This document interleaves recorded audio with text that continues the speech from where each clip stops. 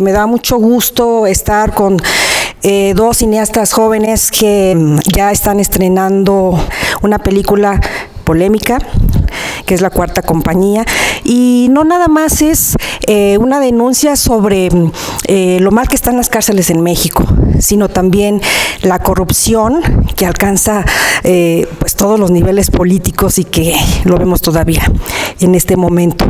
Es una película en la época de Durazo. ¿Qué me puedes decir de esta situación que todavía sigue de la corrupción y también en las cárceles? Justo la respuesta es eso, el presente es muy antiguo y en tanto nadie o no haya una participación muy activa de parte de la sociedad, eso no se va a detener ni con un político, ni con una buena intención, ni con vamos, pues nadie lo va a detener si no lo hacemos todos juntos. ¿Tú qué me puedes decir?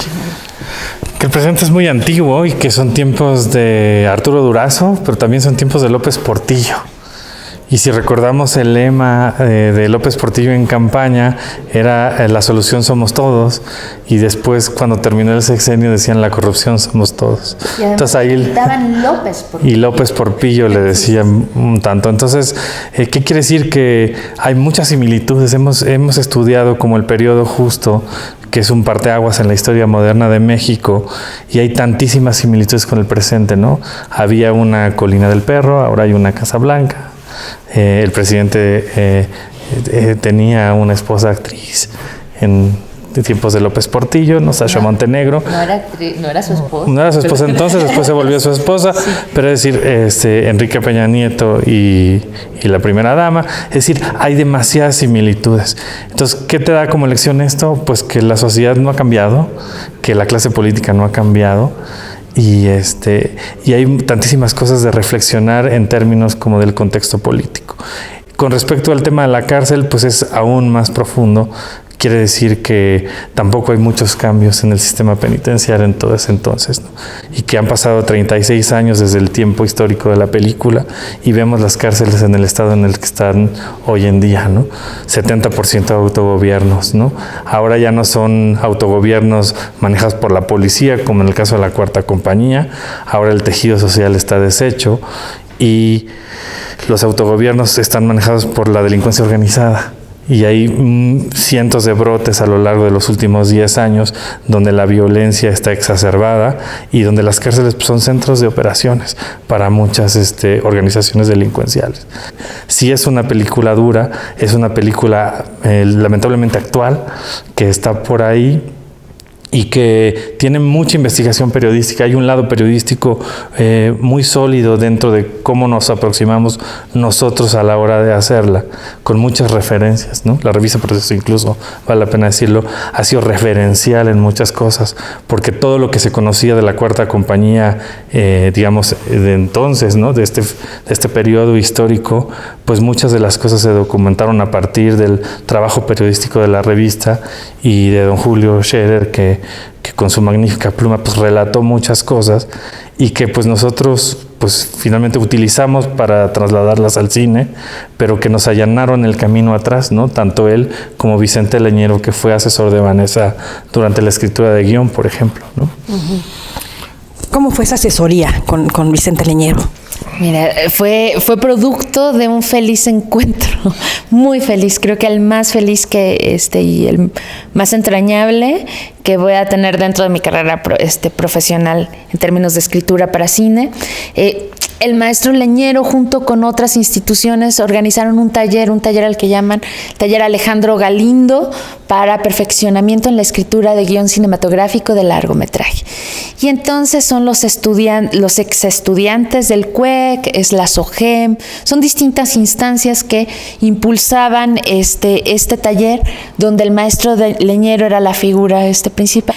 En términos profesionales siempre sabía dar el comentario oportuno sin volverte vulnerable, ¿sabes? O sea, fortaleciendo como tus seguridades y comprendiendo tus inseguridades humanas. Entonces, y te potenciaba, o sea, te ayudaba a descubrir qué era lo importante dentro de todo lo que se estaba hablando. Bueno, podría platicarles miles de anécdotas respecto a este periodo, pero sí, él estuvo muy cerca.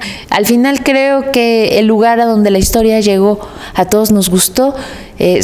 Terminando el curso, el guión resultó ganador de ese trabajo con el maestro Leñero, y resulta que pues don Julio Scherer, un personaje tan cercano a Vicente Leñero, escribió un libro que va sobre la entrevista a un personaje que fue director en su momento de Santa Marta Catitla, que conocía la historia de los perros de Santa Marta y la Cuarta Compañía, y que la comparte en ese libro Julio Scherer con su manera maravillosa de narrar los sucesos, y es como el episodio más acabado en términos periodísticos que yo encontré, donde se refería a algo muy concreto de la Cuarta Compañía como tal.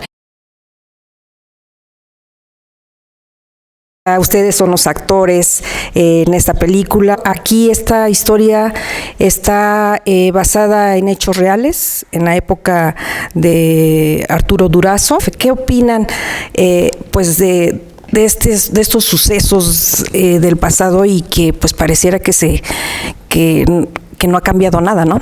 Sí, pues bueno, fue un personaje muy oscuro en la escena política mexicana, un momento también muy crucial. A mí me parece que, pues sí, desafortunadamente sabemos que no ha cambiado mucho. Yo creo que la diferencia consiste quizá en el nivel de cinismo de quien porta como estandarte de la corrupción. Digamos, en su caso fue muy sonado porque era imposible de ocultar como el derroche, ¿no? del despilfarro. Pero también era una época en la que eso fue escandaloso, porque tampoco estaban tan acostumbrados, me parece, los mexicanos a recibir ese nivel de cinismo. Y esa es la semilla, me parece, de la que estamos hablando, porque corrupción ha existido desafortunadamente desde hace mucho tiempo en este país. Ese es nuestro mal, pero no con ese nivel de cinismo. Entonces, cuando tengo un amigo que dice, para mí uno de los momentos más importantes en la historia de este país es el asesinato de Luis Donaldo Colosio, porque dice, cuando asesinan a un candidato a la presidencia de la República y no pasa nada, cualquiera puede hacer lo que sea. O sea, la impunidad entonces se abre para todos. Me parece que eso es el gran daño que ha hecho la corrupción a este país, es que le permite a todos los demás, o sea, hacer lo que sea, porque saben que no se va a hacer justicia. Pues mira, para sumar un poco a todo lo que dijo Adrián, tú puedes ver a un negro Durazo en otra situación en el personaje de Veracruz, ¿no? Es exactamente la misma situación y el mismo trato que le dio a su pueblo, en otro cargo político, por supuesto. Y así nos podemos estar yendo, nos vamos a Monterrey, nos vamos a Tamaulipas, y nos vamos a Sonora, nos vamos a mi tierra, ¿no? Con la familia Jan González. Hay tantos negros Durazos durante tanto tiempo. Filmaron dentro de la cárcel, dentro de Santa Marta Catitla. ¿Cuál fue esa experiencia? ¿Qué les cambió como ser humanos y como actores? Pues creo que lo primero que ves caer son los prejuicios que tienes como persona respecto a las personas que están dentro del penal.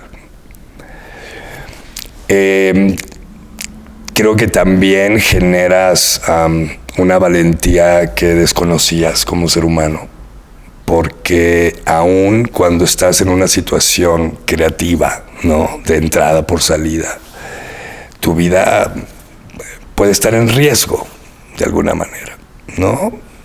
Porque hay sistemas de seguridad que si olvidas, por ejemplo, una marca que te ponen, pareciera que te puedes quedar dentro mientras la burocracia del lugar consigue aclarar si eres parte o no, y ya sabemos cómo es la burocracia de este país. La experiencia fue bastante enriquecedora para todos y espero que se vea en pantalla. Tú ya te ganaste un premio incluso por esta película, un Ariel. Sí. ¿Qué me puedes decir al respecto también?